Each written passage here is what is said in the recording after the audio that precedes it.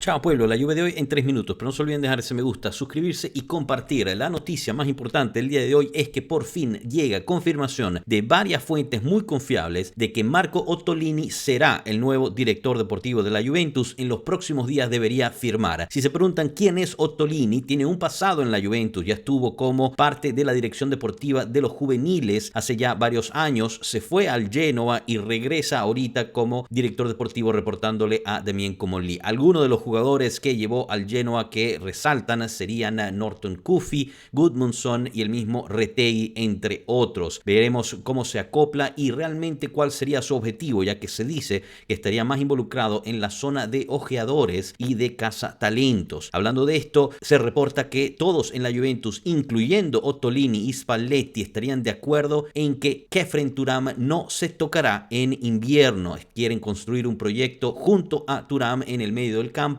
así que cualquier voz, rumor que lleguen a escuchar durante este mercado o en un futuro, tómenla con pinzas, ya que la Juve no tiene algún interés de deshacerse del francés. En cuanto al mediocampo, la Juventus estaría estudiando varios perfiles para reforzar el mediocampo a un costo bastante accesible. Algunos de los nombres que se están mencionando, aparte de Fratesi, que tiene una valoración bastante alta, es Alex Toth y Tyler Morton. También llegan reportes que la Juventus estará buscando en el mercado de invierno un lateral derecho para sustituir a Joao Mario, que muy posiblemente se vaya a ir en el mercado de invierno, y también estarían buscando a un vice Yildiz, alguien que ayude a rotar y darle un poco de descanso cuando lo necesite el número 10 de la Juve. En cuanto a Yildiz, la Juve sigue trabajando la renovación y espera llegar a un acuerdo final antes del final de la temporada. Habíamos hablado que antes de Navidad debería llegar la nueva propuesta. Por ahora no hemos recibido confirmaciones de que si se dará esa propuesta esta semana o no. También llegan noticias que la Juventus habría pedido información